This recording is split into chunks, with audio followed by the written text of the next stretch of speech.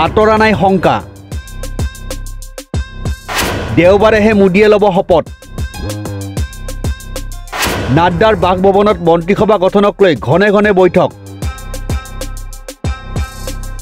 শনিবাৰে নহয় দেওবাৰে 9 জুনতহে ক্ৰমাগত তৃতীয় কাৰ্যকালৰ বাবে প্ৰধানমন্ত্ৰী হিচাপে শপত গ্ৰহণ কৰিব নৰেন্দ্ৰ মোদীয়ে আগশাৰীৰ সংবাদ প্ৰতিষ্ঠান ANI উচ্চস্তৰীয় সূত্ৰৰ উদ্ধৃতি দি জনাইছে যে 9 জুনৰ সন্ধিয়া 6 বজাত ৰাষ্ট্ৰপতি ভৱনত শপত গ্ৰহণ অনুষ্ঠান অনুষ্ঠিত হ'ব অৱশ্যে প্ৰধানমন্ত্ৰীৰ সৈতে কিমানগৰাকী মন্ত্ৰীয়ে শপত গ্ৰহণ কৰে সেয়া এতিয়া স্পষ্ট হোৱা নাই জানিব পৰা মতে ৰাষ্ট্ৰীয় গণতান্ত্ৰিক মৰ্চাৰ প্ৰধান সহযোগী দলসমূহৰ একোজনকৈ সাংসদক অন্তৰ্ভুক্ত কৰি বিজেপিৰ শীৰ্ষ নেতৃত্বই প্ৰধানমন্ত্ৰীৰ সৈতে সেইদিনা শপত গ্ৰহণ কৰিব দেওবাৰৰ শপত গ্ৰহণৰ পূৰ্বে শনিবাৰে ৰাষ্ট্ৰীয় গণতান্ত্ৰিক মৰ্চাৰ সংসদীয় দলৰ বৈঠক অনুষ্ঠিত হ'ব এই বৈঠকৰ পিছতে মোদীৰ নেতৃত্বত NDAৰ নেতাসকলে ৰাষ্ট্ৰপতি ভৱনলৈ গৈ চৰকাৰ গঠনৰ বাবে ৰাষ্ট্ৰপতি দ্ৰৌপদী মুৰ্মুৰ ওচৰত দাবী উত্থাপন কৰিব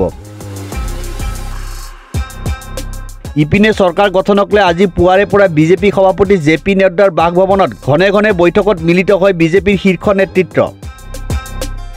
এই বৈঠকত শীৰ্ষ বিজেপি নেতা অমিত শাহ ৰাজনাথ সিং প্ৰমুখ্যে নেতাসকলে চৰকাৰ গঠন আৰু মিত্ৰ দলৰ ভূমিকা সন্দৰ্ভত বিস্তাৰিত আলোচনাত বহে বুলি জানিব পৰা গৈছে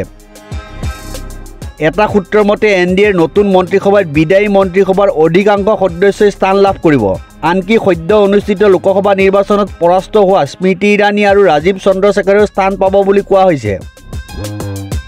মোদীৰ তৃতীয় কাৰ্যকালৰ মন্ত্ৰীসভাত NDAৰ মিত্ৰদলে কিমানখন আসন লাভ কৰিব তাক লৈ জল্পনা কল্পনা তুংগত উঠিছে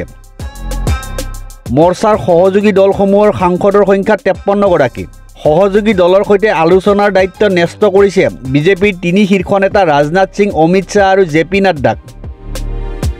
উল্লেখযোগ্য যে এইবাৰ মিত্ৰজোঁটৰ 53জন সাংসদৰ সমৰ্থন হ'ব মোদীৰ তৃতীয় কালৰ বাবে গুৰুত্বপূৰ্ণ সংখ্যাগৰিষ্ঠতাৰ বাবে বিজেপিক লাগে 272খন আসন কিন্তু এইবাৰৰ নিৰ্বাচনত এককভাৱে লাভ কৰিলে 240খনহে আসন